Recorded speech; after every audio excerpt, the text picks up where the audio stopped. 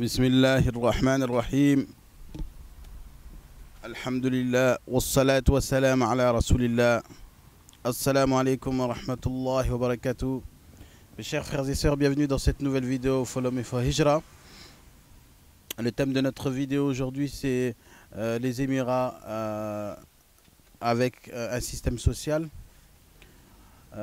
Pourquoi je décide de faire cette vidéo aujourd'hui, c'est que il y a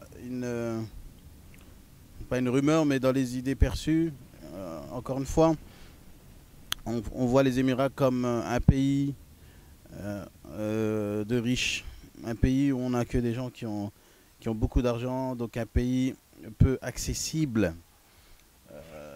Donc les Français en général se disent pourquoi les Français ne veulent pas partir et émigrer, parce qu'ils se disent jeunes émigrer aux Émirats. Voilà, ceux qui n'ont pas le cran ou n'ont pas encore la motivation d'émigrer aux Émirats, parfois ils ont ces idées perçues sur le fait que c'est un pays de riches et qu'il fallait avoir beaucoup d'argent pour vivre. Dans cette vidéo, nous allons parler un peu du système social des Émirats, qui est différente de celle de la France. En France, tout le monde sait que voilà, nous vivons, j'allais dire, un frère a utilisé cette expression, sous perfusion, c'est-à-dire qu'avec ces aides, les allocations, tout ce qu'on nous donne, c'est-à-dire tout ce qu'on perçoit, tous ces droits d'aide au logement, d'aide à la famille, le RSA, revenu minimum d'insertion, et d'autres formes d'aide, nous ont mis dans une forme de comment on appelle ça, je dirais pas une fainéantise, mais une forme de sécurité. D'ailleurs c'est le nom de la sécurité sociale, une forme de sécurité sociale où chacun se dit de toute façon je ne mourrai jamais de faim, et même si je ne travaille pas, j'aurai toujours une rente et une entrée d'argent. Ici aux Émirats, on sait que ce n'est pas le cas. Il faut travailler, il faut trimer.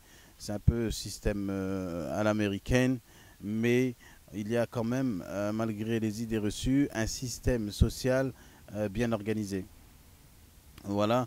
Donc ici, nous sommes dans un quartier de Ajman, d'accord, où l'on trouve l'association Al-Ihsan. Donc Al-Ihsan, c'est une association qui a été fondée dans le but d'aider les personnes à faible revenu, d'accord, les personnes pauvres et les orphelins, d'accord. Et donc Al-Ihsan Association, c'est une association parmi des dizaines, d'accord, d'associations, ou je dirais plutôt des fondations, d'accord. Certaines d'entre elles ont été fondées même par les dirigeants des Émirats, ça veut dire les cheikhs. Parmi ces associations, je vais en citer quelques-unes.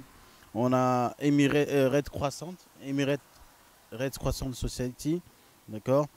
Donc c'est une association aussi qui intervient même non seulement au niveau national, mais aussi à l'international, pour ce qui est des soutiens et des aides apportées par exemple à la Palestine, au Yémen, en Somalie, au Pakistan.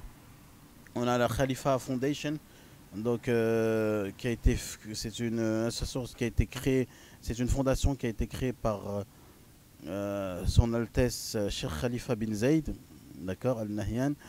On a de Zayed bin Sultan Al Nahyan aussi, d'accord.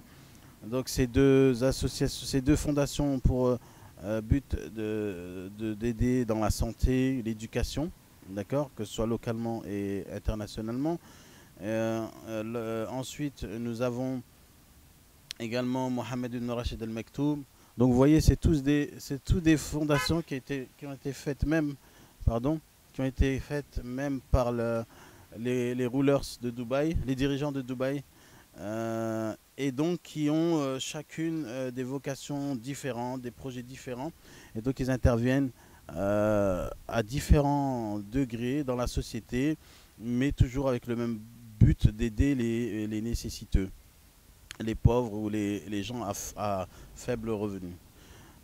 Donc voilà, ça c'est une. On a même Zakat Fund, donc c'est une association qui est une fondation qui a pour but de collecter la zakat. Al Maktoum Fondation, Dar El Ber Society qui est très bien connue, Dar El Bay, Beit El Khair. Vous avez vu, donc on a toutes ces appellations. Euh, même à Dubaï, il y a des fondations propres à Dubaï, Dubai Charity Association, Dubai Cares, Noor Dubai, Dubai Foundation for Women and Children. Donc là, c'est une fondation qui a pour but d'aider les femmes et les enfants. D'accord. On a Al Qasim Foundation, on a Golf for Good. Voilà, il y a pas mal en tout cas, d'associations qui sont en place.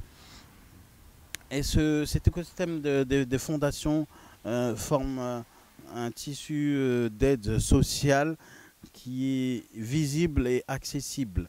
Donc je m'explique. Lorsque vous êtes aux Émirats et que vous êtes en difficulté, vous pouvez faire appel à ces associations. Donc vous n'êtes pas laissé à l'abandon. On n'est pas totalement dans un système américain où on voit des gens mourir dans la rue de faim. Ou je sais pas, en Amérique, certaines personnes peuvent du jour au lendemain perdre leur travail et se retrouver à la rue. Ici, ce n'est pas le cas. Il y a toujours cette entraide. On n'est pas dans une société où le social est un droit, comme en France, mais on est dans une société où le social, on peut avoir recours au social selon notre situation. Il y a des frères qui ont eu à passer par ces associations, par exemple, je sais pas, pour avoir des facilités au niveau, par exemple, des hôpitaux, pour payer leur loyer, pour payer l'électricité. Donc voilà, ce sont vraiment des associations, des fondations. Lorsque vous allez vers eux, ils sont ouverts, ils sont à l'écoute, et voilà. Par contre, ils étudient bien les dossiers. Quand vous venez, il faut venir avec des preuves, comme quoi vous n'avez pas payé le loyer, comme quoi vous n'arrivez pas à payer l'électricité. Et donc, ils vous aident. Et ce n'est pas les formes d'aide sociale comme... il n'y a pas de suivi, comme on appelle ça, comme une assistante sociale qui vous suit, qui vous fait en même temps de la psychologie. Non, c'est des bureaux et ils sont là, ils sont ouverts, ils sont disponibles. On les croise aussi dans les mosquées parce qu'ils font des levées de fonds. Ils ont toujours, par exemple, je parle de Al-Ihsan, par exemple, cette association, cette fondation, ils ont carrément créé un hôpital, donc un centre médical, on va dire, avec des médecins, des infirmières, des infirmiers qui accueillent, et même une pharmacie propre à eux qui est dans cette enceinte de leur bâtiment. Et voilà, ça veut dire que c'est accessible quand vous avez besoin de soins ou que vos enfants sont malades. À Ajman, vous avez Al-Ihsan Association, vous pouvez aller là-bas. J'ai même moi-même eu recours à cette association lorsque j'ai eu mes enfants qui étaient malades. Et subhanallah, on voit la différence. Il y a une grande différence au niveau du prix. Ils facilitent, c'est négociable. Il y a même des gens par exemple, qui ont été chez Ihsan et ils leur ont dit vous n'avez rien à payer parce que voilà, ils ont vu qu'ils n'avaient pas les moyens. Donc voilà, cette forme d'aide sociale existe bien aux Émirats, contrairement aux idées perçues. Vous n'êtes pas ici à l'abandon. Vous pouvez avoir des coups bas. C'est une vie, d'accord, certes, où il faut travailler, il faut trimer. On le sait très bien. C'est pas un pays de chômeurs. D'ailleurs, le taux de chômage, je ne sais pas combien il est, mais c'est pas du tout un pays de chômeurs. Bien au contraire, les gens ici sont des bosseurs. Et voilà, mais lorsque vous avez des coups bas, que vous perdez votre emploi ou autre, il y a bien toutes ces fondations ouvertes. Et en dehors de ces fondations aussi, il y a les humains, les hommes, n'oubliez pas, on est dans un pays musulman, et les humains et les hommes s'entraident entre eux.